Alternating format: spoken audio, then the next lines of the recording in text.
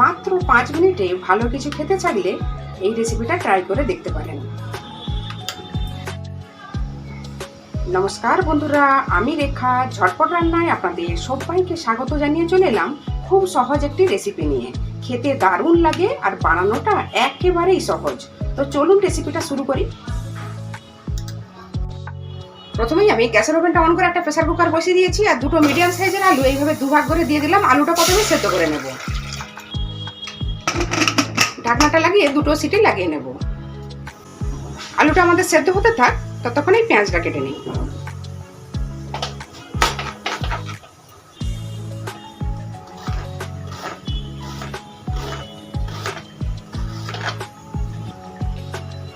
পেঁয়াজ কাটা আমাদের কমপ্লিট। এবার কিছুটা ধনেপাতা কেটে নেব।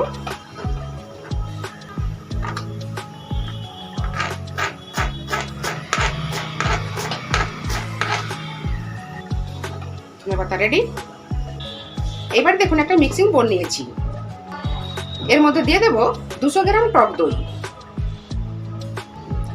স্বাদ মতো লবণ দিয়ে দিলাম, হাফ চামচ আমচুর পাউডার, হাফ চামচ লঙ্কার গুঁড়ো। খুব ভালোভাবে মিক্স করে নেব। দেখুন খুব ভালোভাবে মিক্স করে নিয়েছি। এখানে আমাদের আলুগুলো বয়েল হয়ে গেছে। আলুর চোখলাটা তুলে নেব। এবার আলুগুলো ছোট ছোট টুকরো করে কেটে নেব।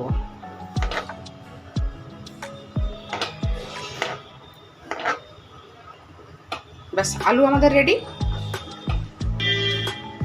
এইবার এই দইয়ের মিশ্রণের সাথে আলুগুলো দিয়ে দিলাম, পেঁয়াজটা দিয়ে দিলাম, ধনে পাতাটাও দিয়ে দিলাম।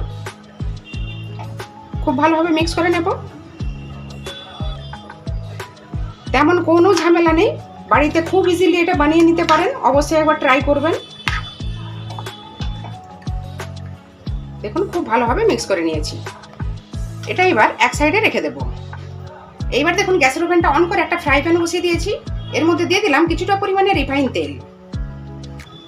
গ্যাসের ফ্লেমটা আমাদের লোতে রাখা আছে। এই সময় এর মধ্যে দেব 1 চামচ কসুরি মেথি, সামান্য পরিমাণে হলুদের গুঁড়ো, হাফ চামচ কাশ্মীরি লাল লঙ্কার গুঁড়ো। 3 সেকেন্ড ভেজে নেব। গ্যাসের ওভেন অফ করে দিলাম। এইবার এই তড়কা যাবে এই দইয়ের মিশ্রণের ওপরে। হালকা মিশিয়ে নেব। কোনো কিছু নাড়ানাড়ি ভাজাভাজি করার কোনো প্রয়োজন নেই। দেখতেই পেলেন বানানোটা কত সহজ। আপনারা এর সাথে টুকরো করে রাখা পনিরও দিতে পারেন, খেতে ভালোই লাগে। ভাত, রুটি, লুচি, পোলাওয়ের সাথে দারুণ লাগে। অবশ্যই একবার বাড়িতে ট্রাই করে দেখতে পারেন। আশা করছি আজকের এই সহজ রেসিপি আপনাদের খুব ভালো লেগেছে। ভালো লাগলে অবশ্যই একটা লাইক দিয়ে চ্যানেলটা সাবস্ক্রাইব করার অনুরোধ রইল। আজ তাহলে এই পর্যন্ত থাক। আবার হাজির হয়ে যাব নতুন কোনো রেসিপি নিয়ে। ততক্ষণ সবাই খুব ভালো থাকবেন, সুস্থ থাকবেন, সাবধানে থাকবেন। ভিডিওটা দেখার জন্য আপনাদের সবাইকে অসংখ্য ধন্যবাদ।